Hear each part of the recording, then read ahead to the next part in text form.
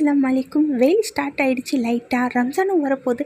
அதுக்கு ஏற்ற மாதிரி ஒரு சூப்பரான குழுன்னு குல்ஃபி ரெசிபி தான் பண்ண போகிறேன். ஸோ இதுக்கு வீட்டில் இருக்கிற ஐட்டம்ஸ் மட்டுமே போதும். 2 லிட்டர் பால் எடுத்து நல்லா 1 லிட்டர் ஆகிற அளவுக்கு நல்லா காய வச்சுட்டேன். அதாவது சுண்டை காய வச்சுட்டு அதில் ஒரு 400 கிராம் அளவுக்கு சர்க்கரை சேர்த்துக்கிறேன். அது கரெக்டான பதமாக இருக்கும். போட்டுட்டு அந்த சர்க்கரையும் நல்லா கரைஞ்சி அந்த தண்ணியும் ட்ரை ஆனதுக்கப்புறமா ஒரு 3 ஸ்பூன் அளவுக்கு கார்ன்ஃப்ளவர் எடுத்து ஒரு 1/4 கப் தண்ணியில் நல்லா மிக்ஸ் பண்ணி வச்சுக்கிட்டேன்.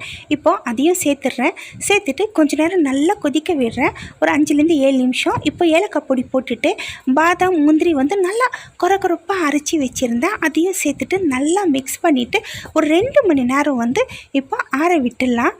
சாரீ ட்ரெஸ் எல்லாம் வாங்குறப்போ நமக்கு இந்த மாதிரி கவர் வரும். அதை நான் எடுத்துருக்கிறேன். ஹேர் பேண்ட் இருக்கு இல்லையா, புதுசாக அது ஒரு கவர் வாங்கி வச்சுருக்கிறேன். இப்போ 2 மணி நேரம் நல்லா ஆறிடுச்சு. ஃப்ரிட்ஜில் வைக்கல, அப்படியே ரூம் டெம்பரேச்சரில் ஆற வச்சுட்டேன். இப்போ கிளாஸில் தேவையான அளவுக்கு நான் சேர்த்துட்டு அந்த கவரில் நடுவில் ஹோல் போட்டுட்டு இந்த மாதிரி லப்பர் பேண்ட் மாட்டி விட்டுறேன்.